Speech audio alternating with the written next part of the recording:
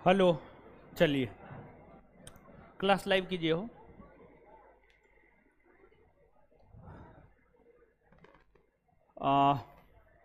जो है आपको पहला चैप्टर का क्वेश्चन भेज दिए थे, आंसर नहीं डाले हैं। आंसर काहे डालेंगे? आंसर काहे डालेंगे? क्लास में जब बताना है तो आंसर काहे डालेंगे? ठीक है, क्लास में तो बताना ही है, क्लास में तो क्वेश्चन करवाना ही है, इसलिए आंसर नहीं डाले। चलिए आ जाइए, सबसे पहले पिछले क्लास में पढ़े हुए चीजों का रिवीजन कर लेते हैं और फिर जो है चैप्टर 1 के क्वेश्चन को देखना प्रारंभ कर देंगे। ठीक है, चलिए। अंडमान निकोबार द्वीप समूह का सबसे बड़ा द्वीप मध्य अंडमान, सबसे उत्तरी द्वीप लैंडफॉल, लैंड, सबसे दक्षिणी द्वीप ग्रेट निकोबार, 3 गुना रॉस द्वीप, रॉस का नाम बदलकर सुभाष चंद्र बोस, और फिर नील, नील का नाम बदलकर शहीद, और हेबलॉक, हेबलॉक का नाम बदलकर स्वराज। कितने द्वीप है? कितना परमाणव? 11। परवाल, क्या परवाल? आकृति घोड़े के नाल। सबसे बड़ा द्वीप ऑन्ड्रेट, लक्षद्वीप का सबसे बड़ा द्वीप ऑन्ड्रेट। देश का प्रथम द्वीपीय जिला माजुली, देश का प्रथम द्वीपीय जिला क्या? यह किस नदी द्वारा निर्मित? किस नदी द्वारा? क्या? ब्रह्मपुत्र। न्यूमूर द्वीप किस राज्य में है? ना, गलत है। क्वेश्चन ये होता, न्यूमूर द्वीप को लेकर किन दो देशों के बीच विवाद है? हाँ, भारत और व्हीलर द्वीप किस राज्य में? ओडिशा में ना। इसका नया नाम एपीजे अब्दुल कलाम। पुलिकट झील को बंगाल की खाड़ी से कौन? श्रीहरिकोटा द्वीप। सतीश धवन अंतरिक्ष केंद्र श्रीहरिकोटा द्वीप, श्रीहरिकोटा द्वीप। पम्बन द्वीप कहां स्थित है? हाँ, मन्नार की। भारत एवं श्रीलंका के बीच किस द्वीप को लेकर विवाद है? कच्चा तीबू द्वीप। कौन द्वीप को लेकर? भारत और श्रीलंका के बीच किस द्वीप को लेकर विवाद है? कच्चा तीबू द्वीप। खंबात की खाड़ी में स्थित प्रमुख द्वीप कौन कौन है? आलिया बेट, खादिया बेट। नर्मदा नदी के मुहाने पर कौन सा? आलिया बेट। हिंद महासागर में स्थित कौन कौन से द्वीप है जिन पर यूके, यूनाइटेड किंगडम का अधिकार है? Chagos archipelago, Diego Garcia. Coco द्वीप, हर्ड द्वीप तथा शॉक द्वीप पर किस देश का? ऑस्ट्रेलिया। किस देश का? किन किन द्वीपों पर फ्रांस का अधिकार है? देखिए, देखिए नो, क्रोजेट द्वीप, क्रोजेट द्वीप हो गया, सेंट पॉल द्वीप हो गया, ये सब पर फ्रांस का अधिकार है। हिंद महासागर में स्थित द्वीपीय देश कौन सा है? Seychelles, Mauritius, Seychelles, Mauritius. किस सागर में? अरब। हिंद महासागर की सबसे गहरी खाई जावा खाई।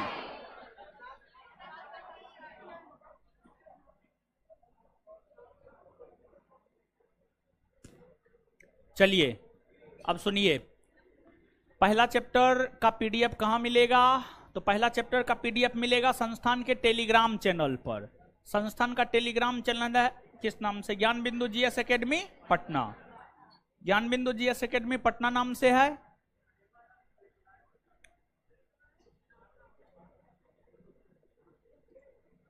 आशुतोष गुप्ता जी, वो दूसरा कोको द्वीप है और ये दूसरा कोको द्वीप के विषय में हम आपको बताए हैं।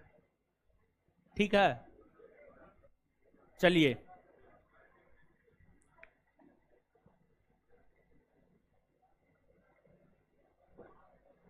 आंसर काहे डालेंगे? आंसर करवा रहे हैं तो आंसर डालेंगे कौन चीज का? टेलीग्राम चैनल पर है क्वेश्चन। अगर कहिएगा पहला चैप्टर का क्वेश्चन कहां से मिलेगा? टेलीग्राम चैनल पर मिलेगा, टेलीग्राम चैनल पर मिलेगा।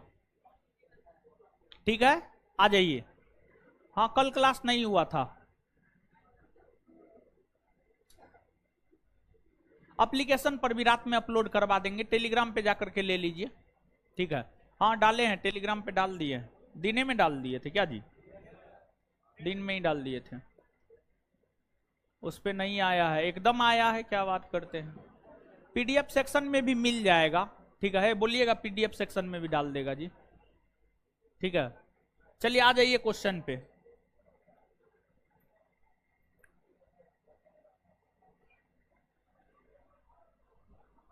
पहला क्वेश्चन, आ जाइए अब, आ जाइए अब, ऐप पर भी डलवा देंगे, क्लास के बाद डलवा देंगे, ठीक है, आ जाइए।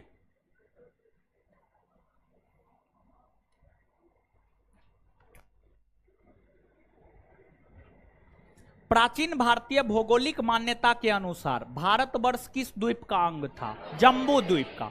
किसका अंग था? जम्बू द्वीप, जम्बू द्वीप का अंग था, जम्बू द्वीप।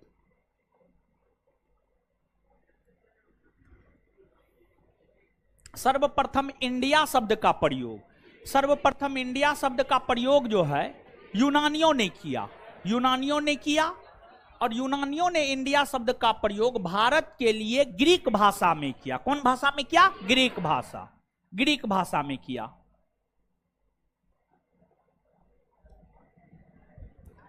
भारत की मुख्य भूमि की दक्षिणी सीमा, मुख्य भूमि की दक्षिणी सीमा 8 डिग्री 4 मिनट उत्तरी अक्षांश रेखा, 8 डिग्री 4 मिनट उत्तरी अक्षांश रेखा।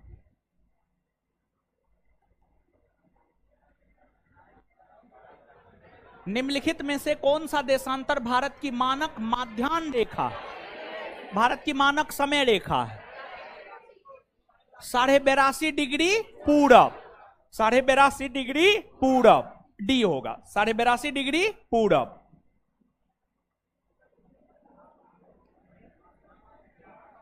भारत का प्रमाणिक समय उस स्थान का स्थानीय समय है जो स्थित है इलाहाबाद के नैनी, इलाहाबाद के नैनी, इलाहाबाद के नैनी से होकर भारतीय मानक समय रेखा गुजरती है, और वहां पर जो समय होता है वही समय पूरे भारतवर्ष में होता है, वहां पर जो समय होता है वही समय जो है आपको पूरे भारतवर्ष में होता है, उसी को भारत का मानक समय रेखा कहा जाता है। तो इलाहाबाद के समीप।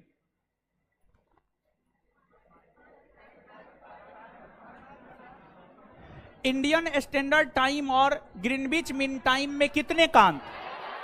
5.5 घंटा, 5.5 घंटा का अंतर है, 5 घंटा 30 मिनट का अंतर है। ये सब समझाना होगा ना? एकदम नहीं, सब चीज समझाए हुए हैं। भारत का धूर दक्षिणी भाग की भूमध्य रेखा से दूरी कितनी है? 876 किलोमीटर, 876 किलोमीटर। देखिए ध्यान दीजिएगा, ये क्वेश्चन क्या कह रहा है, ये हम आपको नहीं बताए थे, सुनिए, नहीं बताए थे, तो कुछ कुछ ऐसा चीज मिलेगा, कुछ कुछ एका दुका ऐसा क्वेश्चन मिलेगा जो नहीं बताए हैं, तो वो आप अपना याद रख लीजिएगा, समझ गए? तो देखिए विषुवत रेखा है, विषुवत रेखा के ऊपरी भाग में भारत है, तो भारत का विस्तार है 8 डिग्री 4 मिनट उत्तरी अक्षांश रेखा से 37 डिग्री 6 मिनट उत्तरी अक्षांश रेखा। तो विषुवत रेखा से भारत की दूरी कितनी है यह पूछा जा रहा है। तो विषुवत रेखा से भारत की दूरी है 876 किलोमीटर, 876 किलोमीटर।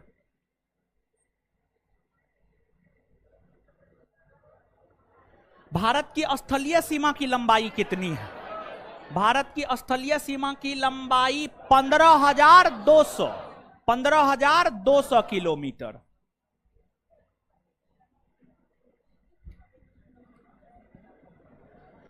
द्वीपों सहित भारत के तटरेखा की लंबाई कितनी है? द्वीपों सहित भारत के तटरेखा की लंबाई है 7516.5 किलोमीटर। अगर द्वीप नहीं रहेगा तब 6100 किलोमीटर। तो द्वीप सहित कह रहा है तो आंसर 7516 किलोमीटर। भारत की उत्तर से दक्षिण तक की लंबाई 3214 किलोमीटर, 3214 किलोमीटर। भारत की पूरब से पश्चिम की लंबाई 2933 किलोमीटर, 2933 किलोमीटर, 2933 किलोमीटर।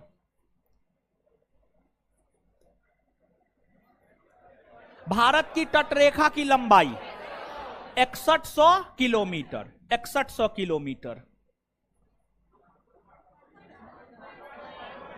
भारत का क्षेत्रफल विश्व के कुल भौगोलिक क्षेत्रफल का कितना प्रतिशत? 2.42%, 2.42%।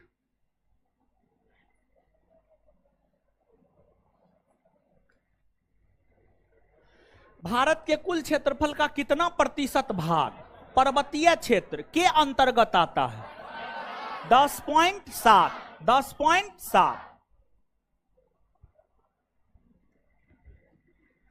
संपूर्ण भारत के कितने प्रतिशत भूभाग पर पर्वत और पहाड़ी का विस्तार है? देखिए, याद कीजिए, पर्वत है 10.7 और पहाड़ है 18.6, 18 तो जोड़िएगा, 7 6 13, 8 1 9, 29.3।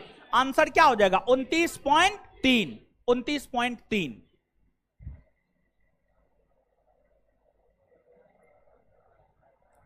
संपूर्ण भारत के कितने प्रतिशत भूभाग पर पठार का विस्तार? 27.7, 27.7 प्रतिशत भूभाग पर।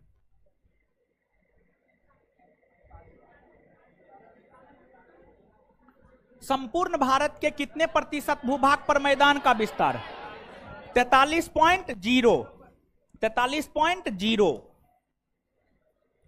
समुद्र में भारत की प्रादेशिक सीमा का विस्तार कहां तक है? 12 समुद्री मील, 12 समुद्री मील। भारत का संलग्न क्षेत्र प्रादेशिक जल सीमा के आगे कितना समुद्री मील? हाँ, प्रादेशिक जल सीमा के आगे पूछ रहा, 12 होगा। क्या होगा? 12, 12 होगा, 12 होगा। तट रेखा से पूछता तब 24 हो जाता, प्रादेशिक जल सीमा के बाद पूछ रहा है तो 12 होगा। क्या होगा? 12। भारत का एकांतिक आर्थिक क्षेत्र संलग्न क्षेत्र के आगे कितने समुद्री मील की दूरी? 200 समुद्री मील। कितना? 200 समुद्री मील। भारत के कितने राज्य समुद्र के किनारे? कितने राज्य? 9, 9 राज्य है। कितने राज्य है? 9 राज्य। जानते हैं ना? गुजरात, महाराष्ट्र, गोवा, कर्नाटक, केरल, तमिलनाडु, आंध्र प्रदेश, ओडिशा, पश्चिम बंगाल।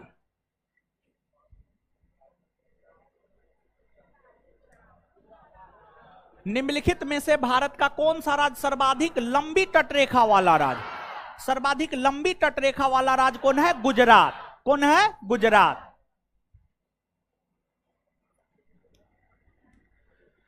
निम्नलिखित भारतीय राज्यों में से किससे होकर कर्क रेखा नहीं गुजरती? क्या होगा? उत्तर प्रदेश होगा ना? चलिए, कोई दिक्कत नहीं हो रहा है। देखिए, क्वेश्चन फटाफट बन रहा है, कोई दिक्कत है? पढ़े हैं, समझ गए।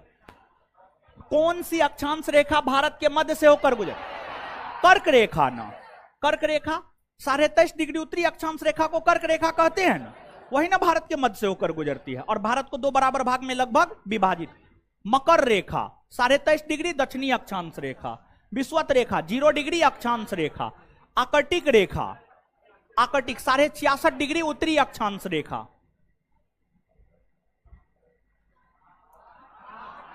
कर्क रेखा भारत के कितने राज्यों से? 8 राज्य ना। जानते ना, गरम छाछ पी तृप्ति मिली। ग से गुजरात, र से राजस्थान, म से मध्य प्रदेश, छ से छत्तीसगढ़, ज से झारखंड, प से पश्चिम बंगाल, त्र से त्रिपुरा, मी से मिजोरम।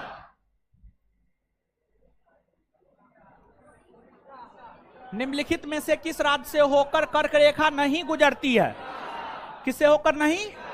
ओडिशा से होकर नहीं गुजरती है। भारत का वह राज्य जिससे होकर कर्क रेखा गुजरती है, क्या होगा? झारखंड ना। उत्तर प्रदेश, हिमाचल प्रदेश, बिहार से नहीं ना गुजरती? नहीं।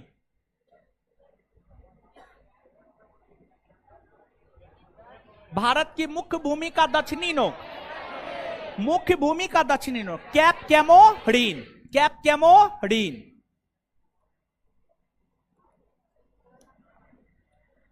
भारत के दक्षिण में सबसे दूरस्थ स्थल कौन है? इंदिरा पॉइंट ना, 6 डिग्री 4 मिनट उत्तरी अक्षांश रेखा, इंदिरा पॉइंट, इंदिरा पॉइंट।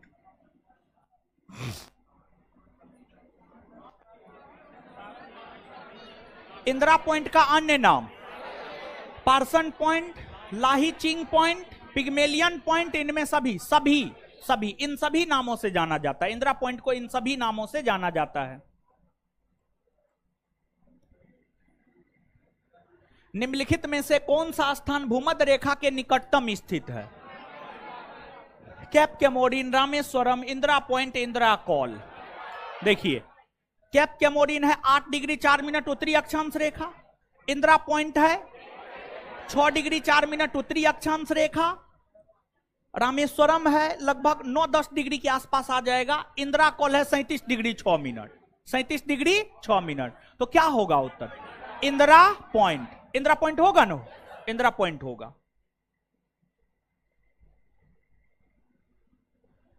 भारतीय भूमि का सर्वाधिक उत्तरी भाग यानी सबसे उत्तरी भाग इंदिरा कॉल, इंदिरा कॉल।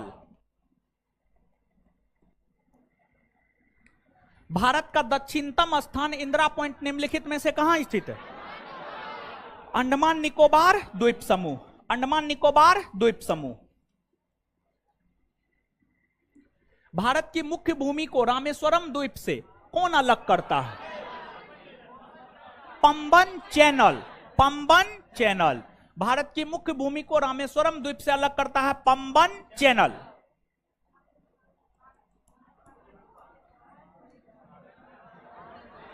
आदम ब्रिज, आदम ब्रिज मतलब राम सेतु, राम सेतु भारत और श्रीलंका ना, भगवान राम सेतु बना करके गए थे ना जी, राम सेतु।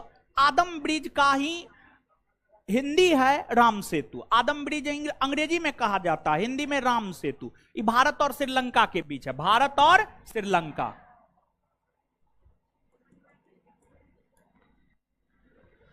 निम्नलिखित में से कौन सा जलाशय अंडमान और निकोबार द्वीप समूह को अलग करता है? 10 degree channel, 10 degree channel. Duncan pass, दक्षिणी अंडमान और लिटिल अंडमान, दक्षिणी अंडमान और लिटिल अंडमान, यानी दक्षिणी अंडमान और छोटा अंडमान, दक्षिणी अंडमान और छोटा अंडमान।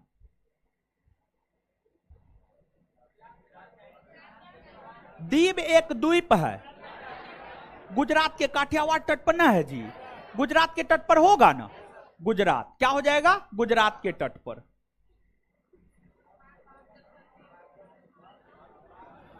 भारत और श्रीलंका को अलग करने वाली जल राशि पाक, पाक जल संधि। अच्छा, ग्रेट चैनल किसको अलग करता है? ग्रेट चैनल सुमात्रा को ग्रेट निकोबार से, सुमात्रा को ग्रेट निको, और 10 डिग्री चैनल अंडमान को निको, 8 डिग्री चैनल मालदीव को मिनिकॉय से, मालदीव को।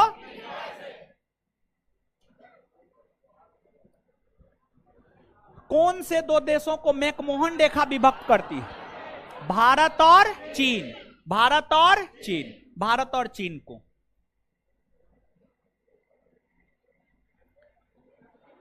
भारत और पाकिस्तान के बीच अंतरराष्ट्रीय सीमा किसके द्वारा, किसके द्वारा? रेड क्लिफ ना, रेड क्लिफ का निर्धारण हुआ था 17 अगस्त 1947, 17 अगस्त 1900।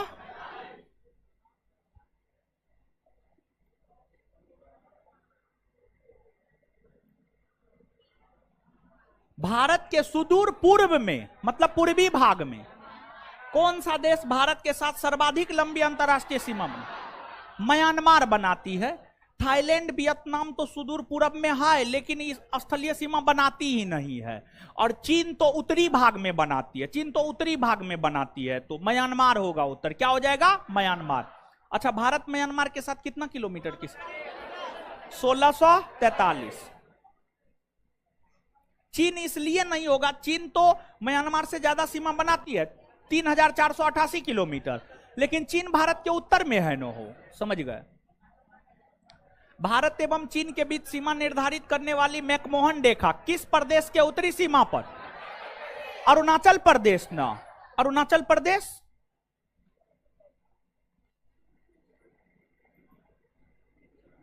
निम्नलिखित में से किस देश के साथ भारत की अंतरराष्ट्रीय सीमा नहीं लगती है? श्रीलंका के साथ लगती है? नहीं, श्रीलंका के साथ तो जलीय सीमा लगती है, जलीय सीमा लगती है, बाद में किसके साथ तो लगती ही है, श्रीलंका।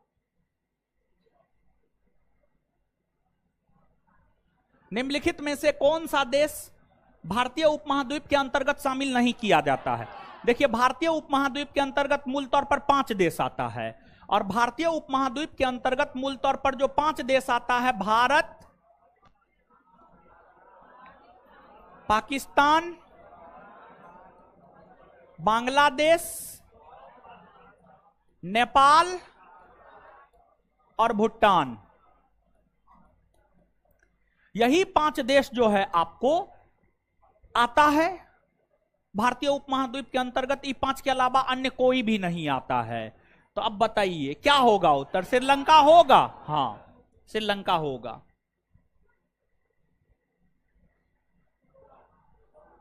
निम्नलिखित में से किस भारतीय राज्य की समुद्र तटीय सीमा सबसे छोटी है? कौन? गोवा ना, गोवा।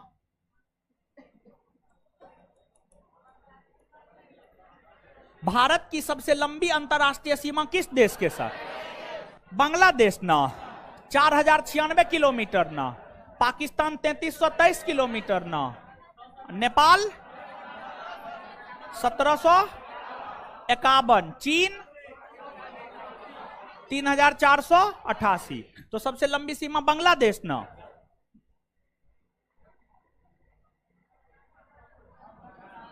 सबसे छोटी सीमा अफगानिस्तान, कितना किलोमीटर? 100। नेपाल तो आप देखे ही। भूटान 699, म्यांमार 1643।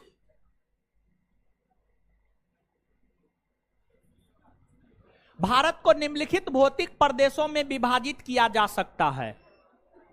हिमालय, गंगा का मैदान, दक्षिणी पठार एवं राजस्थान का मैदान ना, पर्वतीय प्रदेश, हिमानी प्रदेश, नदी घाटी प्रदेश, हिमालय प्रदेश ना, दक्षिणी पठारी प्रदेश, सागर तटीय, द्वीपीय, हिमालय प्रदेश ना, उत्तरी पर्वतीय प्रदेश, बृहद मैदानी प्रदेश, दक्षिणी प्रायद्वीपीय प्रदेश, सागर तटीय। यही इसका उत्तर हो जाएगा। क्या हो जाएगा? डी।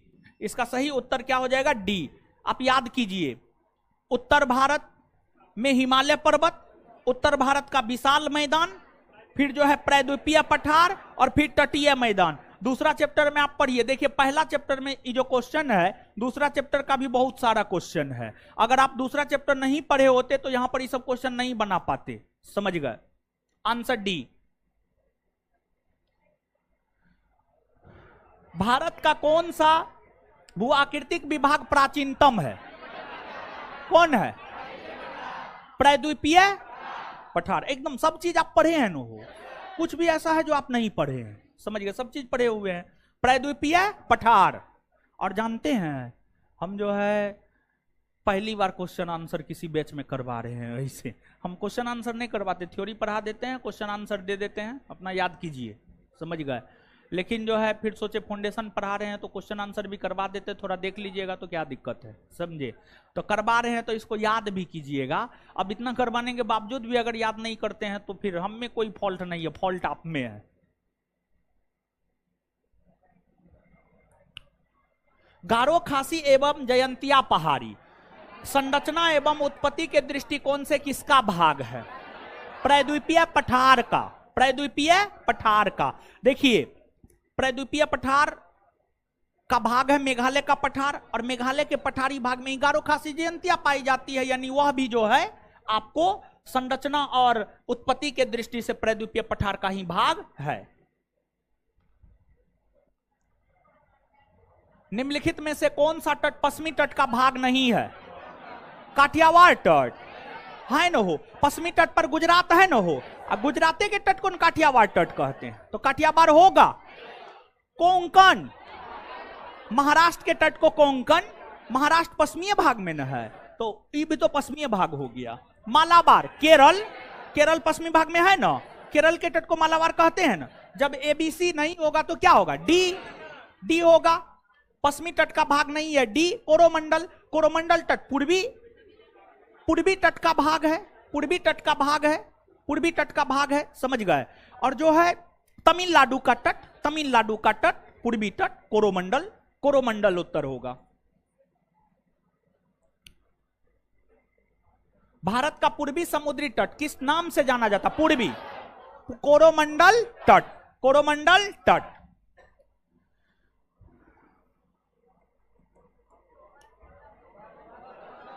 कोंकण तट, दमन से गोवा, दमन से गोवा या गोवा से दमन।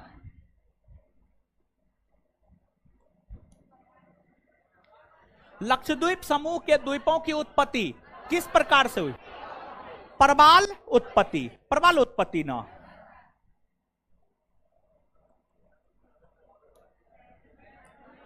भारतीय क्षेत्र में स्थित दो ज्वालामुखी द्वीप कौन है, बेरन और बेरन ज्वालामुखी द्वीप सक्रिय है न हो, नारकोंडम सुसुप।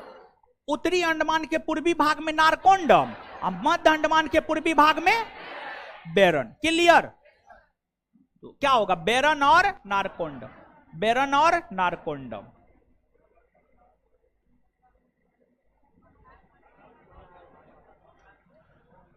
न्यूमूर द्वीप कहां है, बंगाल की खाड़ी में ना। बांग्लादेश और बांग्लादेश और बंगाल के सीमा पर है, बंगाल की खाड़ी में भारत और बांग्लादेश के बीच विवाद, बंगाल की खाड़ी।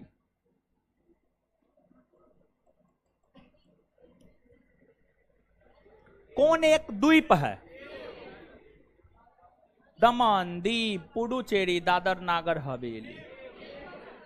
दीव, दीव, दीव, दीव, दीव एक द्वीप है और खंभात की खाड़ी में है, गुजरात के तट पर है, काठियावाड़ तट के पूर्वी भाग में है, समझ गए।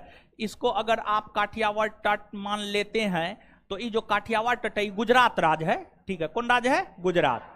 और ये काठियावाड़ तट के यहां पर द्वीप है और दमन इस एरिया में है, दमन द्वीप नहीं है, ठीक है। अब पुडुचेरी, दादर नगर हवेली द्वीप नहीं है, दीव होगा। क्या होगा, दीव।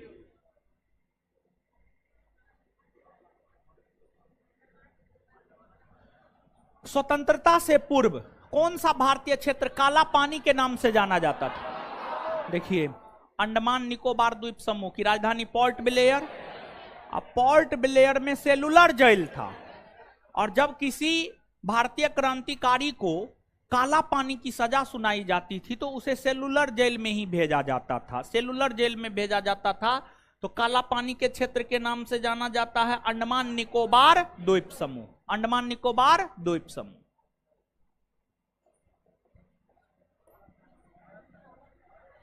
लक्षद्वीप समूह कहां स्थित, अरब सागर में ना, अरब सागर में।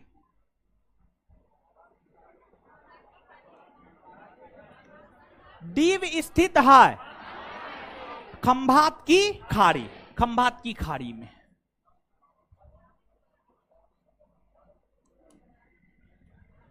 कौन सा द्वीप भारत और श्रीलंका के मध्य स्थित है, रामेश्वरम, रामेश्वरम। गंगा सागर द्वीप कहां है जानते हैं, गंगा सागर द्वीप कहां है, पश्चिम बंगाल है ना, पश्चिम बंगाल के जो है दक्षिणी भाग में बंगाल की खाड़ी में है। और न्यूमूर द्वीप भी बंगाल की खाड़ी में ही है और लक्षद्वीप तो अरब सागर में है। यानी उत्तर क्या हो जाएगा, रामेश्वरम, श्रीलंका और भारत के मध्य।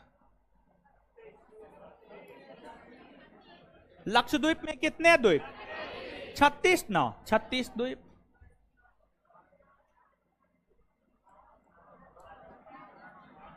थार मरुभूमि कहां है, राजस्थान में ना।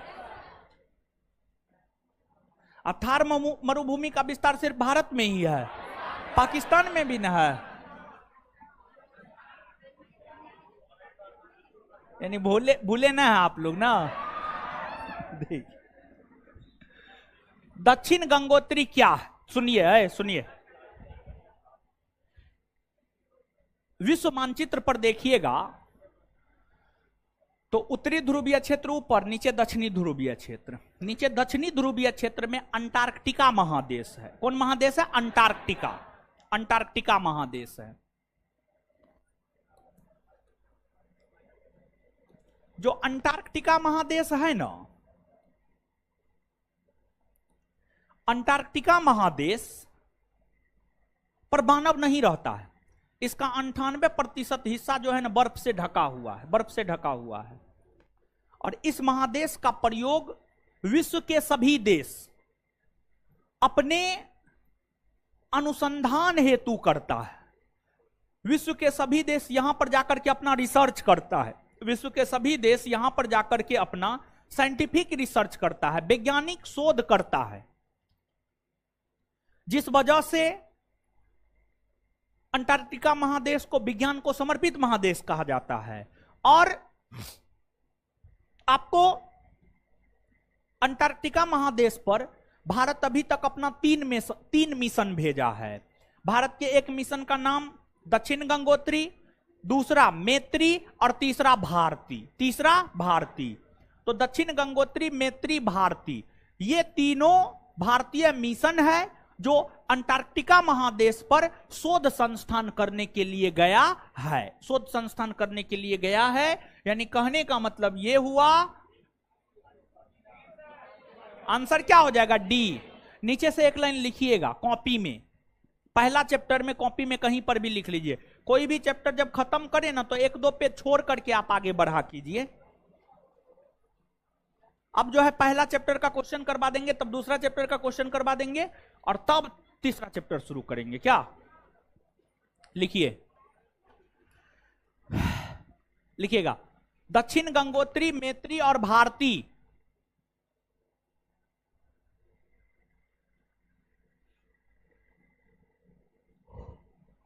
दक्षिण गंगोत्री, मैत्री और भारती। दक्षिण गंगोत्री, मैत्री और भारती। दक्षिण गंगोत्री, मैत्री और भारती अंटार्कटिका में स्थापित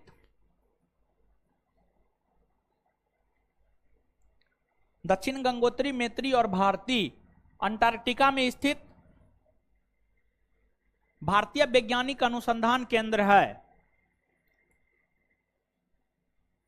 भारतीय वैज्ञानिक अनुसंधान केंद्र है। भारतीय वैज्ञानिक अनुसंधान केंद्र है। भारतीय वैज्ञानिक अनुसंधान केंद्र है। उसी में अंटार्कटिका महादेश को विज्ञान को समर्पित महादेश कहा जाता है। अंटार्कटिका महादेश को विज्ञान को समर्पित महादेश कहा जाता है।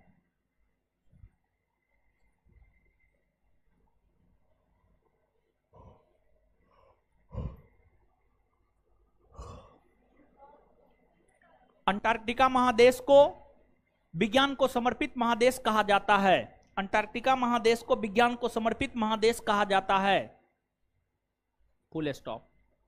चलिए, वर्तमान में भारत के किस स्थान को सफेद पानी के नाम से जाना जाता है? सबसे बड़ा ग्लेशियर कौन? सियाचिन ना। ग्लेशियर मतलब बर्फ का बड़ा टुकड़ा, समझ गए? तो सफेद पानी का के नाम से जाना जाता है सियाचिन ग्लेशियर को। किसको? सियाचिन ग्लेशियर। कितना किलोमीटर में फैला हो? 76 किलोमीटर में। हाँ,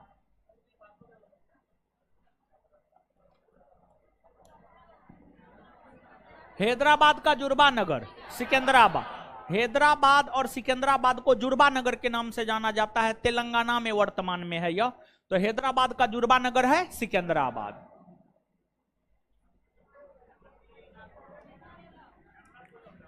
कोच्चि का जुर्बा नगर एर्नाकुलम। कोच्चि का जुर्बा नगर एर्नाकुलम।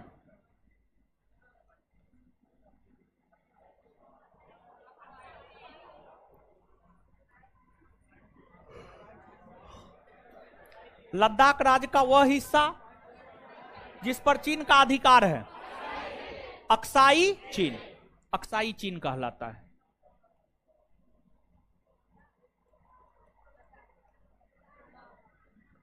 भारत का एकमात्र शीत मरुस्थल कौन है?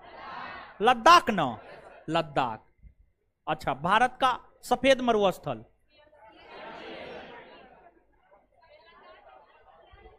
कच्छ का रण, कच्छ का रण। अब भारत का गर्म मरुस्थल थार, समझ गए। भारत का शीत मरुस्थल लद्दाख, सफेद मरुस्थल कच्छ का रण, गर्म मरुस्थल थार। ये बात नहीं बताएं, नीचे से लिख लीजिए, नहीं बताएं तो नीचे से लिखिए एक लाइन। भारत का सफेद मरुस्थल, भारत का सफेद मरुस्थल, भारत का सफेद मरुस्थल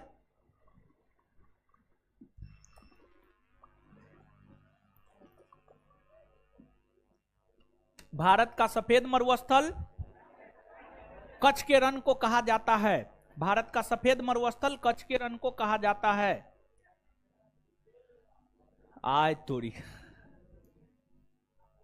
अब बोलिए, अब दिख रहा। भारत का सफेद मरुस्थल कच्छ के रण को कहा जाता है, कच्छ के रण को कहा जाता है। लिख लिए ना अब? हाँ। भारत का क्षेत्रफल कितना है?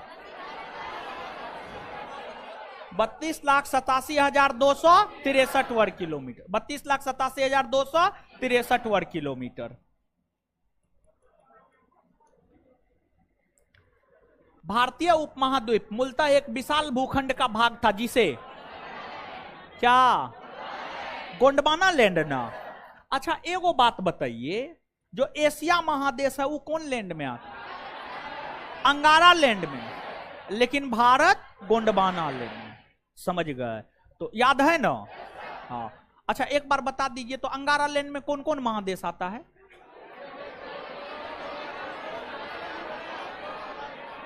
उत्तरी अमेरिका, यूरोप, एशिया। ग्रीनलैंड नहीं आता है। गोंडवाना लैंड में दक्षिणी America, Africa, Australia, Antarctica, Bharat. चलिए याद है आप लोग को? कौन सा राज्य कर्क रेखा के उत्तर में स्थित है? बताइए, बताए थे ना। कर्क रेखा के उत्तर में कौन है, दक्षिण में कौन है? नहीं बताए थे। बताइए आंसर। मणिपुर होगा ना? कोई कंफ्यूजन नहीं ना है? हाँ। झारखंड, मिजोरम, त्रिपुरा तो होबे नहीं करेगा, ये सबसे तो गुजरबे करती है। समझ गए? तो ये तो उत्तर दक्षिण होगा नहीं एकदम।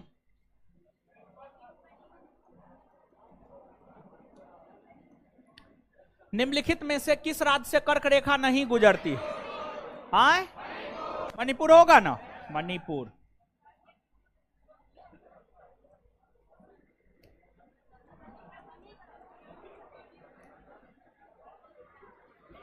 कौन सा कथन सत्य है? पहला, भारत पूर्णतया उत्तरी गोलार्ध में। हाँ, पूरा उत्तरी गोलार्ध में है। भारत की आकृति चतुष्कोणीय है। हाँ।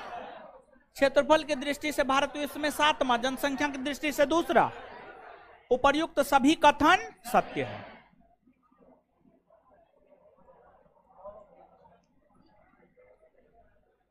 देखिए इसमें जो है थोड़ा सा आइएगा, भारत के क्षेत्रफल का 29.3% पहाड़ है।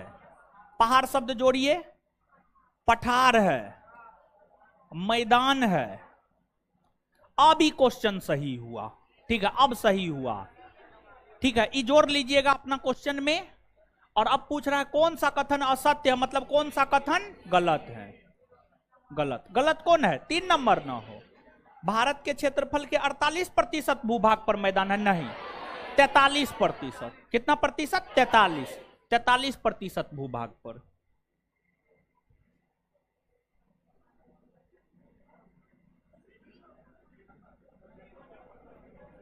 भारत के उत्तर के मैदान से संबंधित निम्नलिखित में से कौन सा कथन असत्य है, मतलब कौन सा कथन गलत है? पहला, उत्तर का विशाल मैदान गंगा, ब्रह्मपुत्र और सतलज नदियों का मैदान है। यही सब नदी ना अब साथ ला करके जमा करती है तो उत्तर भारत के विशाल मैदान का निर्माण होता है। हाँ या ना? हाँ। और उत्तर भारत के विशाल मैदान को कितने भाग में बांटकर पड़ता? पंजाब का मैदान, राजस्थान का मैदान, गंगा का मैदान, ब्रह्मपुत्र का मैदान। ठीक है, यह नवनिर्मित मैदान प्रदेश। हाँ, सबसे नवीनतम तो उत्तर भारत का विशाल मैदान ही ना है हो, तो ये भी सही है या नहीं है? है। इस मैदान की मिट्टी 4 नोजम प्रकार की ना। देखिए चारनोजम मिट्टी कहां पाई जाती है जानते हैं? चारनोजम मिट्टी जो है ना शीतोष्ण कटिबंधीय क्षेत्र में पाई जाती है। चारनोजम मिट्टी जो है शीतोष्ण कटिबंधीय क्षेत्र में पाई जाती है।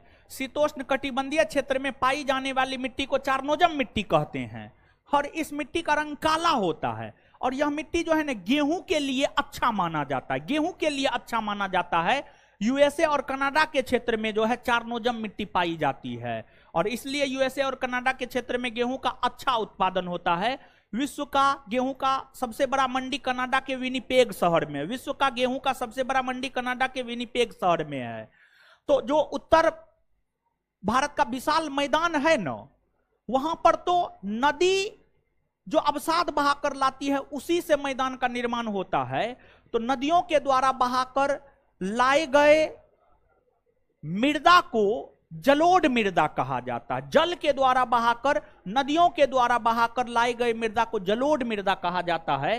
तो इस मैदान की मिट्टी चारनोजम नहीं है, बल्कि चारनोजम जो है शीतोष्ण कटिबंधीय क्षेत्र की मिट्टी है जिसका रंग काला होता है, गेहूं की खेती के लिए उपयुक्त माना जाता है और उत्तर भारत के विशाल मैदानी क्षेत्र में जलोढ़ मिट्टी पाई जाती है। उत्तर भारत के विशाल मैदानी क्षेत्र में चारनोजम नहीं बल्कि जलोढ़ मिट्टी पाई जाती है। और जलोढ़ मृदा की अगर हम बात करें तो जो जलोढ़ मृदा है काफी उपजाऊ मृदा है। जो जलोढ़ मृदा है वह जो है आपको काफी उपजाऊ मृदा है और सबसे ज्यादा जलोढ़ मृदा उत्तर प्रदेश में पाई जाती है, फिर बिहार में, समझ गए। तो इसलिए उत्तर प्रदेश बिहार के क्षेत्र में हर प्रकार के फसल का उत्पादन होता है। जलोढ़ मृदा में लगभग हर प्रकार का फसल उत्पादित हो जाएगा। जलोढ़ मृदा में जो है लगभग हर प्रकार का फसल उत्पादित हो जाएगा। जैसे सलाई रिंच समझते हैं, जैसे रिंच में भी नंबर आता है, 14 नंबर, 15 नंबर, 16 नंबर, 17 नंबर, यानी जो भी नंबर आता है, और उसी में एक सलाई रिंच होता है। और सलाई रिंच में जो है कसना होता है, समझ गए। जहां पे जितना पे कसना है उतना पे कस दीजिए। तो जो जलोढ़ मृदा है ना, जलोढ़ मृदा सलाई रिंच है एक प्रकार से कहिए, मतलब वहां पर हर प्रकार के फसल का उत्पादन हो जाता है, समझ गए। तो ये बात हो जाएगा। नीचे से एक लाइन लिखिएगा तो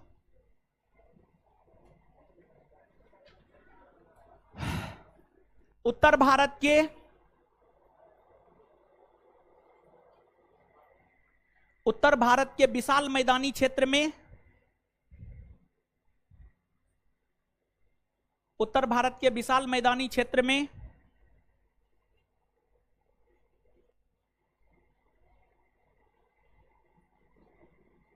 जलोढ़ मृदा पाई जाती है।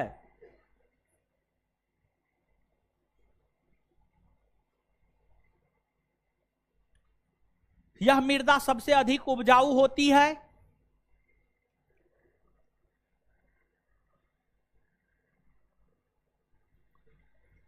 यह मृदा सबसे अधिक उपजाऊ होती है।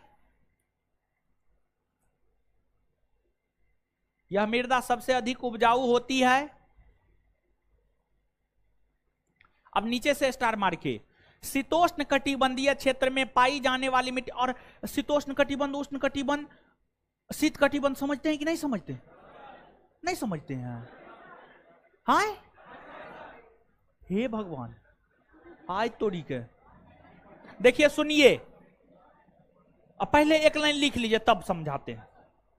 शीतोष्ण कटिबंधीय क्षेत्र में, शीतोष्ण कटिबंधीय क्षेत्र में पाई जाने वाली मिट्टी को, शीतोष्ण कटिबंधीय क्षेत्र में पाई जाने वाली मिट्टी को चारनोजम मृदा, चारनोजम मृदा कहा जाता है।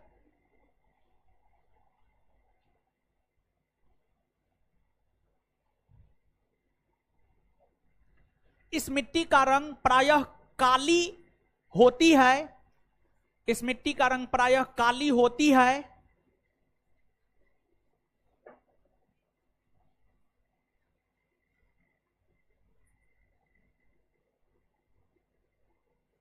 यह मिट्टी गेहूं की खेती के लिए उपयुक्त माना जाता है।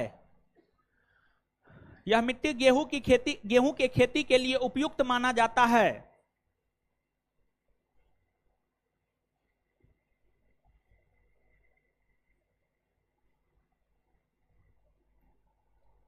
और यहां पर थोड़ा सा उष्ण कटिबंध, शीतोष्ण कटिबंध, शीत कटिबंध, थोड़ा सा समझ लीजिए। और ये मानचित्र जो है आप अपने कॉपी में बना लीजिएगा। सबसे पहले थोड़ा समझिए।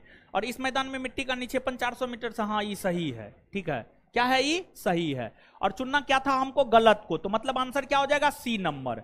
अब यहां पर थोड़ा सा समझिएगा, है समझते होंगे आप लोग महाराज भा, झूठ बोल रहे हैं। देखिए ये पृथ्वी है। पृथ्वी को लगभग गोलाकार मान सकते हैं।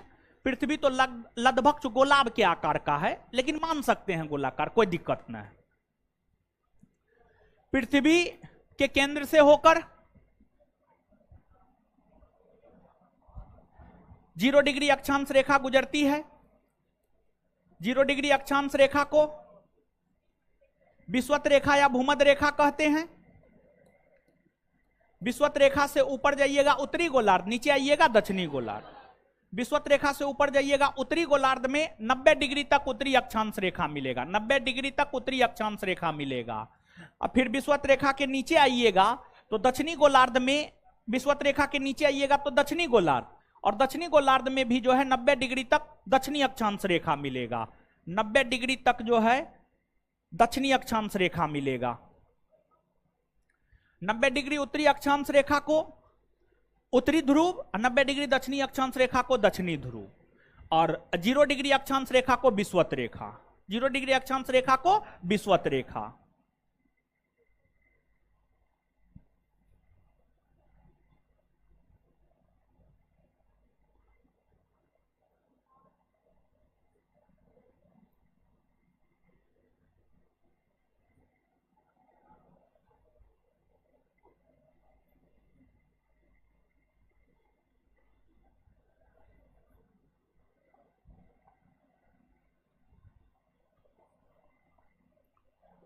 चलिए देखिए, ध्यान दीजिएगा। आप ऊपर जाइएगा, एक 23.5 डिग्री उत्तरी अक्षांश रेखा मिलेगा, उत्तरी अक्षांश रेखा। इससे ऊपर जाइएगा 66.5 डिग्री उत्तरी अक्षांश रेखा मिलेगा। नीचे आइएगा 23.5 डिग्री दक्षिणी अक्षांश रेखा मिलेगा। फिर इससे भी नीचे आइएगा तो 66.5 डिग्री दक्षिणी अक्षांश रेखा मिलेगा। ठीक है। और पृथ्वी है। जैसे एक बात समझिए, आपको जो है घर में किसी को भी जरूरत होता है पैसा का, तो किससे मांगते हैं? पिताजी से, क्योंकि कमाने वाले सिर्फ पिताजी होते हैं। तो वैसे ही जो ये ब्रह्मांड है ना, ब्रह्मांड में एक सौर मंडल है, सोलर सिस्टम है। और जो सोलर सिस्टम है, सोलर सिस्टम के अंतर्गत जैसे परिवार में मम्मी पापा दादा दादी भाई बहन सब आता है, वैसे ही सौर मंडल भी एक परिवार है जिसे सौर परिवार कहा जाता है। सौर परिवार में सूर्य, ग्रह, उपग्रह, उल्का, क्षुद्र ग्रह सब आता है। और सौर परिवार में एकमात्र तारा सूर्य है। ब्रह्मांड में अनेकों तारे हैं, लेकिन सौर मंडल में एकमात्र तारा है सूर्य। तारा उसको कहा जाता है जिसके पास अपनी उष्मा और प्रकाश हो। तारा उसको कहा जाता है जिसके पास अपनी उष्मा और प्रकाश हो। तो सौर मंडल में जो है एकमात्र तारा सूर्य है, एकमात्र सूर्य है जिसके पास उष्मा और प्रकाश है। तो सौर मंडल के अंतर्गत जो ग्रह, उपग्रह, उल्का, क्षुद्र ग्रह आता है, इन सभी को उष्मा और प्रकाश की प्राप्ति सूर्य से होती है। सौर मंडल का मुखिया सूर्य होता है। सौर मंडल का मुखिया कौन होता है? सूर्य। कौन होता है? सूर्य। और सौर परिवार को उष्मा और प्रकाश की प्राप्ति सूर्य से होती है। इतना बात क्लियर। अब सौर परिवार के अंतर्गत जो ग्रह आता है, ग्रहों की संख्या 8 है। ग्रहों की संख्या जो 8 है, उसमें एक ग्रह अपना पृथ्वी है। उसमें एक ग्रह अपना पृथ्वी है। और पृथ्वी को अद्भुत ग्रह कहा जाता है। पृथ्वी को अद्भुत ग्रह इसलिए कहा जाता है क्योंकि एकमात्र ग्रह पृथ्वी है जिस पर मानव निवास करता है। इसके अलावा अन्य किसी भी ग्रह पर मानव निवास नहीं करता है। पृथ्वी पर मानव के निवास करने के कारण ही जो है पृथ्वी को अद्भुत ग्रह कहा जाता है। तो पृथ्वी भी एक ग्रह है। इसको उष्मा और प्रकाश की प्राप्ति सूर्य से होती है। किससे होती है? सूर्य से।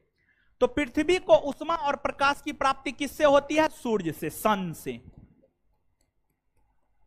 सन से। अब सूर्य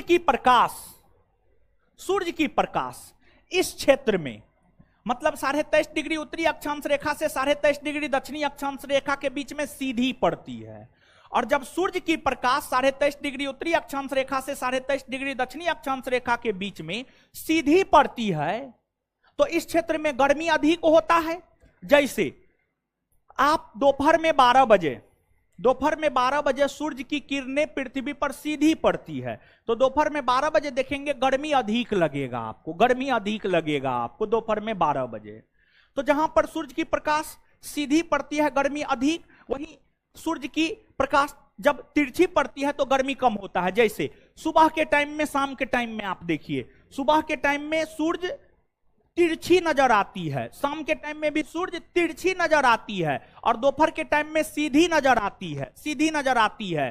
तो जब सूर्य तिरछी नजर आती है तो सुबह के टाइम में देखिएगा मौसम थोड़ा सुहावना होता है, मौसम थोड़ा ठंडा होता है। शाम के टाइम में भी मौसम सुहावना और ठंडा होता है, लेकिन जो दोपहर का टाइम होता है, दोपहर के टाइम में गर्म होता है, क्योंकि आपको सूर्य की किरणें सीधे पृथ्वी पर पड़ती है। इस बात को समझ रहे हैं?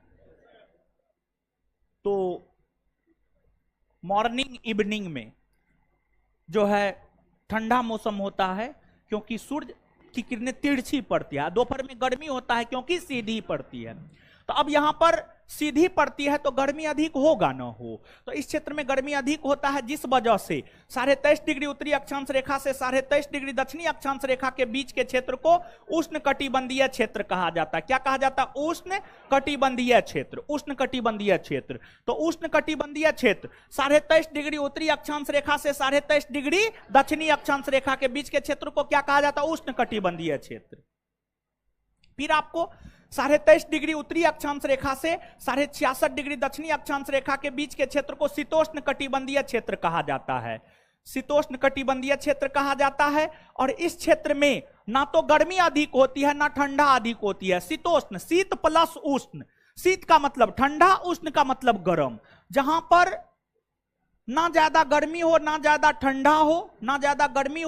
ठंडा हो, बल्कि मौसम जो है थोड़ा बहुत गर्म भी हो थोड़ा बहुत ठंडा भी हो, शीतोष्ण कटिबंधीय क्षेत्र कहलाता है। फिर जो ऊपरी हिस्सा है 66.5 डिग्री उत्तर से 90 डिग्री उत्तर, इसे शीत कटिबंधीय क्षेत्र कहा जाता है। यहां पर ठंडा काफी ज्यादा पड़ता है। फिर उसी प्रकार से आप नीचे आइएगा तो 23.5 डिग्री दक्षिणी अक्षांश रेखा से 66.5 डिग्री दक्षिणी अक्षांश रेखा, इस क्षेत्र को शीतोष्ण कटिबंधीय क्षेत्र कहा जाता है। और फिर जो है 66.5 से 90 डिग्री दक्षिणी अक्षांश रेखा के बीच के क्षेत्र को जो है शीत कटिबंधीय क्षेत्र कहा जाता है। तो अब तो आपको स्पष्ट हुआ होगा, यानी हम कह सकते हैं कि 23.5 डिग्री उत्तरी से 23.5 डिग्री दक्षिणी अक्षांश रेखा के बीच के क्षेत्र को उष्ण कटिबंधीय क्षेत्र, दोनों गोलार्ध में, उत्तरी गोलार्ध और दक्षिणी गोलार्ध में 23.5 से 66.5 डिग्री, 23.5 से 66.5 डिग्री के बीच के क्षेत्र को क्या कहते हैं? शीतोष्ण कटिबंधीय क्षेत्र। और दोनों गोलार्ध में 66.5 से 90 डिग्री के बीच के क्षेत्र को क्या कहते हैं? शीत कटिबंधीय क्षेत्र। क्या कहते हैं? शीत कटिबंधीय क्षेत्र। और हम लोग मानव हैं, और आप स्वयं इस बात को समझिए, आप तो फील कर रहे हैं हर चीज को, मौसम को भी फील करते हैं आप, हर चीज को फील करते हैं, गर्मी को, ठंडी को। आप स्वयं इस बात को सोचिए कि मानव ज्यादा गर्मी को बर्दाश्त कर सकता है? नहीं। मानव ज्यादा ठंडा को बर्दाश्त कर सकता है? नहीं। तो मानव जब ज्यादा गर्मी को बर्दाश्त नहीं कर सकता है, ज्यादा ठंडा को बर्दाश्त नहीं कर सकता है, तो क्या मानव शीत कटिबंध और उष्ण कटिबंध में सर्वाइव कर सकता है? नहीं। तो मानव सर्वाइव कर सकता है शीतोष्ण कटिबंधीय क्षेत्र में। तो मानव के रहने के लिए सबसे उपयुक्त दशा शीतोष्ण कटिबंधीय क्षेत्र में पाई जाती है। और शीतोष्ण कटिबंधीय क्षेत्र में इसलिए जनसंख्या घनत्व तो ज्यादा आपको देखने को मिलेगा। तो मानव के रहने के लिए जो सबसे उपयुक्त कटिबंध है वह शीतोष्ण कटिबंधीय क्षेत्र है, शीतोष्ण कटिबंधीय क्षेत्र है। बात कुछ समझ में आया? तो अब क्या करना है जानते हैं? एक लाइन लिखना है और उसके बाद इस फिगर को ड्रॉ कर लेना है, ठीक है? हाँ, कॉपी में, हाँ लिखिए, एक लाइन लिखिए। संपूर्ण पृथ्वी को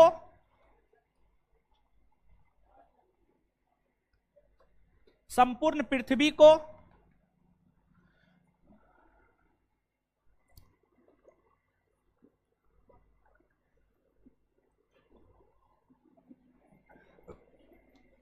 संपूर्ण पृथ्वी को तीन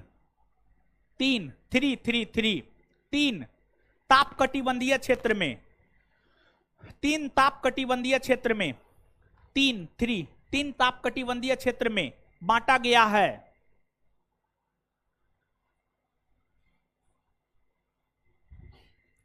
एक नंबर में उष्ण कटिबंध,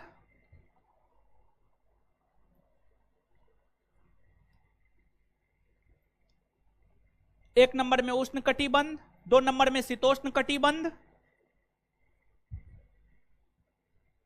3 नंबर में शीत कटिबंध।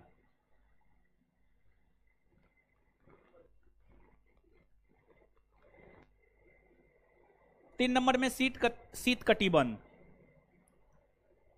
एक नंबर में उष्ण कटिबंध, 2 नंबर में समशीतोष्ण कटिबंध या शीतोष्ण कटिबंध। शीतोष्ण को ही समशीतोष्ण भी कहते हैं, अलग नहीं है। और 3 नंबर में शीत कटिबंध। नीचे से एक लाइन और, मानव के रहने के लिए सबसे उपयुक्त दशा, मानव के रहने के लिए सबसे उपयुक्त दशा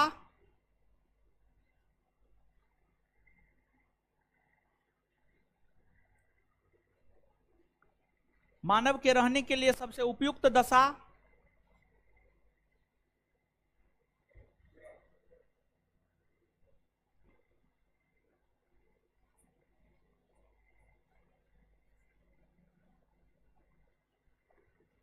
शीतोष्ण कटिबंधीय क्षेत्र में,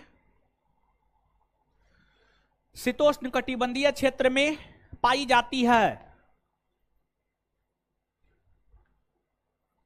चलिए अब क्या करना है पता है, इस फिगर को ड्रॉ कर लेना है, जैसे है वैसे फिगर ड्रॉ कीजिए। अब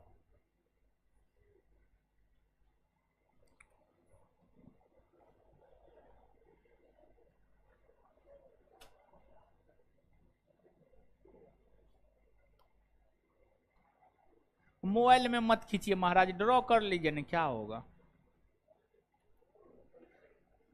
क्या 2-4 को तो लाइन लिखना है बताइए बा, आप लोग सब चीज में फोटोए खींचने लगते हैं। ड्रॉ कीजिएगा, याद हो जाएगा। ठीक है,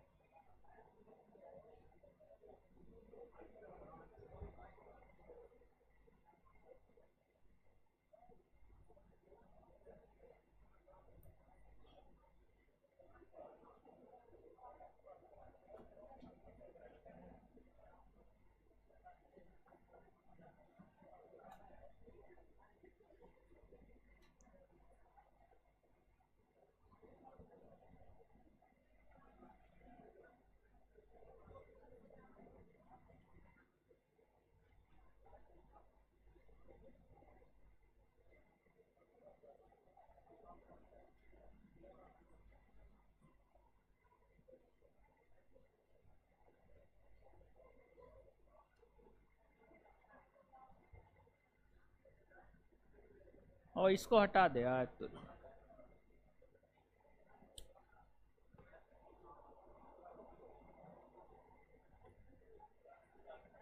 तब होली में घर जा रहे हैं ना, जाइए ना, जाइए, जाना चाहिए। ऐसे अब होली होता कहाँ, होली होता है नहीं होता, पहले जैसा होली होता है अब नहीं होता है। पहले तो जोगिरा सरर होता था ना, अब तो बिहार में शराबे बंद हो गया, शराब बंद है बिहार में। हाँ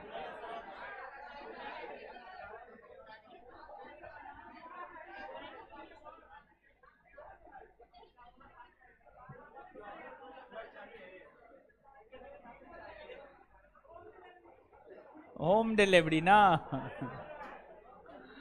बिहार में शराब की स्थिति भगवान जैसा है, दिखता कहीं नहीं है, मिलते हर जगह, मिलता हर जगह। मतलब जैसे भगवान दिखते कहीं नहीं है लेकिन हैं हर जगह।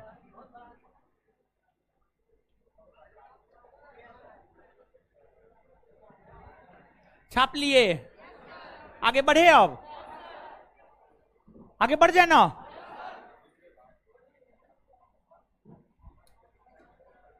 चलिए 77 क्लियर, 78 पे आइए। भारत की भौगोलिक स्थिति के संबंध में कौन सा कथन सही है? यह विषुवत रेखा के उत्तर में स्थित है, ना है। यह 8 डिग्री 4 मिनट उत्तर से 37 डिग्री 6 मिनट उत्तरी अक्षांश रेखा के बीच। हाँ, यह 68 डिग्री 7 मिनट पूरब से 97 डिग्री 25 मिनट पूरब देशांतर। हाँ, उपर्युक्त सभी कथन सही।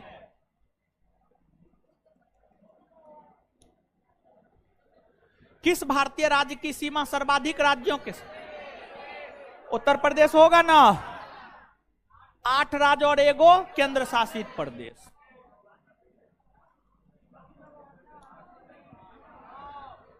उत्तर प्रदेश की सीमाएं कितने राज्यों और केंद्र शासित? 9 ना, 8 गो राज्य और एगो केंद्र शासित प्रदेश ना, दोनों के साथ कह रहा है, 9 हो जाएगा। क्या हो जाएगा? 9।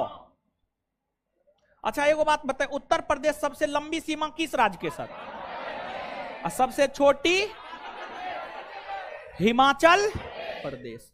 भारत में कितने राज्य और केंद्र शासित प्रदेश? 28 राज्य व 8 केंद्र शासित प्रदेश। न्यूमूर द्वीप किन दो देशों के मध्य? भारत और बांग्लादेश।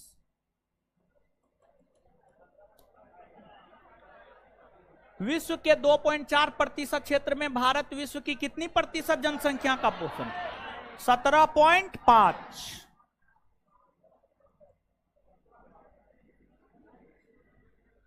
कौन सा कथन असत्य है, मतलब कौन सा कथन गलत है? भारत की स्थल सीमा की लंबाई 15,200 सही है। भारत के मुख्य स्थल खंड के समुद्री सीमा की लंबाई 6100 सही है। भारत का देशांतरीय विस्तार 68 डिग्री 7 मिनट से 97 डिग्री 25 मिनट सही है। भारत के मुख्य स्थल खंड का अक्षांश से विस्तार 6 डिग्री 4 मिनट उत्तरी अक्षांश से 37 डिग्री 6 मिनट गलत है ना। संपूर्ण भारत का अक्षांश से विस्तार 6 डिग्री 4 मिनट से 37 डिग्री 6 मिनट। भारत की मुख्य भूमि का अक्षांश से विस्तार 8 डिग्री 4 मिनट से 37 डिग्री 6 मिनट गलत है। ये गलत को ही चुनना था, आंसर डी।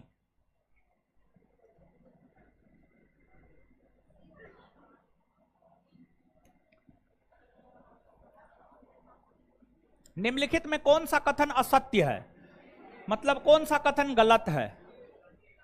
भारत का दक्षिणी बिंदु पिग्मेलियन पॉइंट है। भारत की कुल समुद्री सीमा की लंबाई 7516 है। पाक जल संधि भारत और पाकिस्तान ना, भारत और श्रीलंका। भारत का दक्षिणतम बिंदु 6 डिग्री 4 मिनट उत्तरी अक्षांश रेखा। हाँ, आंसर सी।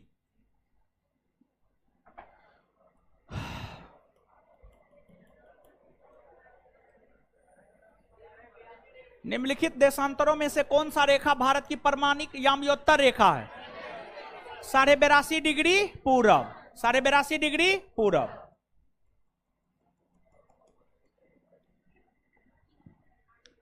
भारत अवस्थित है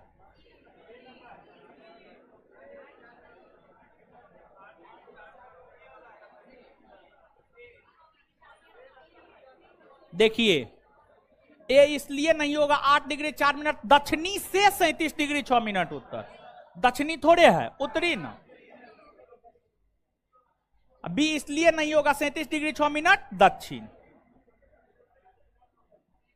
सी होगा, और डी इसलिए दक्षिण लिखा हुआ है, डी नहीं होगा। Answer C. देखिए ऐसे भी करके फंसाता है, कितना ध्यान से चीजों को याद रखना होगा, पूरब पश्चिम। ठीक है,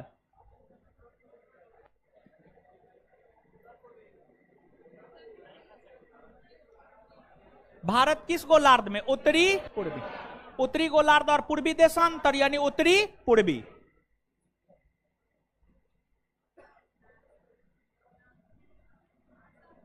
वह राज्य कौन सा है जिसकी सीमा मिजोरम से नहीं लगी हुई?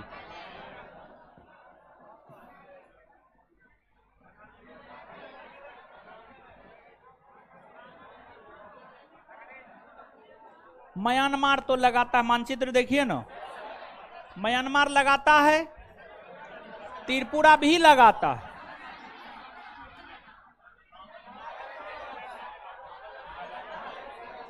नागालैंड नहीं लगाता है, और असम भी नहीं लगाता है। असम लगाता है, थोड़ा देखिए मानचित्र निकालिए।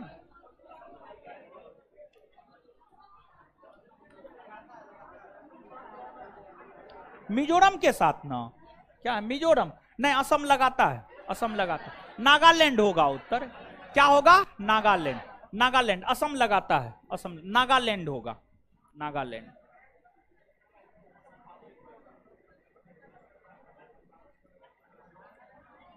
निम्नलिखित में से वह क्षेत्र कौन सा है जिसकी सीमा अरुणाचल प्रदेश से नहीं लगती है? असम, असम लगती है, नागालैंड भी लगती है, भूटान, हाँ भूटान भी, भूटान भी। अरुणाचल प्रदेश को मानचित्र पर देखिए ना, इधर जो है आपको भूटान है, इधर चीन है, और नीचे जो है असम है, और इधर जो है नागालैंड है। समझ गए? इस एरिया में नागालैंड है। क्लियर है? तो आंसर क्या हो जाएगा? मणिपुर ना, मणिपुर, मणिपुर होगा।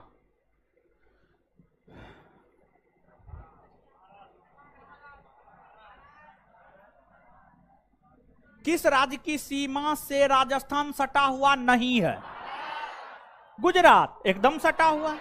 महाराष्ट्र नहीं, हरियाणा, उत्तर प्रदेश हाँ सटा हुआ है, ठीक है, महाराष्ट्र होगा। क्या होगा? महाराष्ट्र।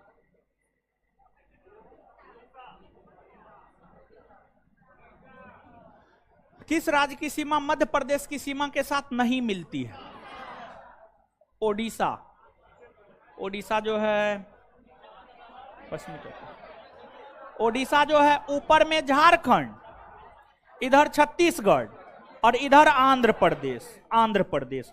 तो ओडिशा तो आंध्र प्रदेश, और छत्तीसगढ़ झारखंड, झारखंड के साथ, तो ओडिशा होगा, ओडिशा। अब बाद बाकी मध्य प्रदेश के साथ गुजरात हाँ लगाती है, मध्य प्रदेश के पश्चिमी भाग में गुजरात है, राजस्थान वो भी लगाती है, उत्तर प्रदेश भी लगाती है। उत्तरी भाग में मध्य प्रदेश सबसे लंबी सीमा, उत्तर प्रदेश सबसे लंबी सीमा मध्य प्रदेश के साथ ही बनाती है। आंसर ओडिशा।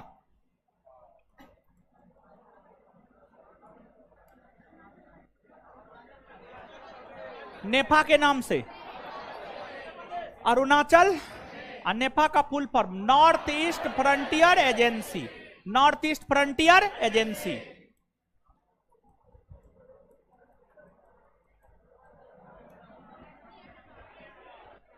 पोर्ट ब्लेयर स्थित बताइए? दक्षिणी अंडमान ना, दक्षिणी अंडमान।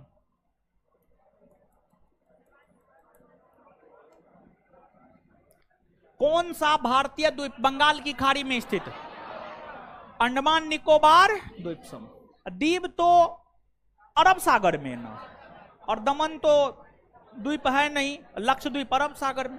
अंडमान निकोबार द्वीप समूह।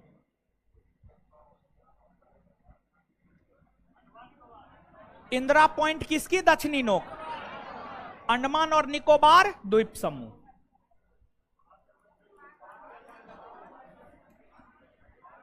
राम सेतु पाक जल डमरू मध्य, पाक जल डमरू मध्य।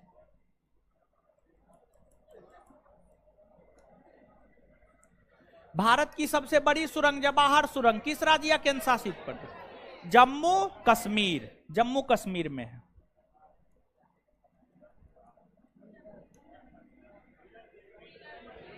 क्या होगा? व्हीलर द्वीप।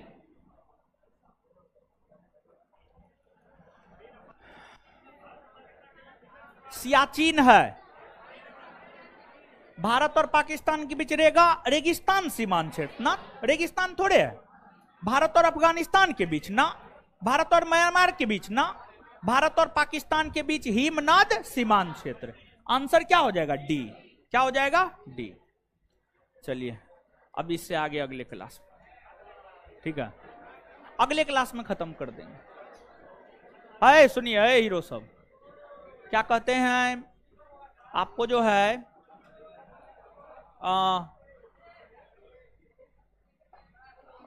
100 क्वेश्चन याद करके आइएगा, अगले क्लास में पूछेंगे। बाद बाकी 250 है ना, कल 150 क्लियर कर देंगे, ठीक है, कल खत्म हो जाएगा। धन्यवाद।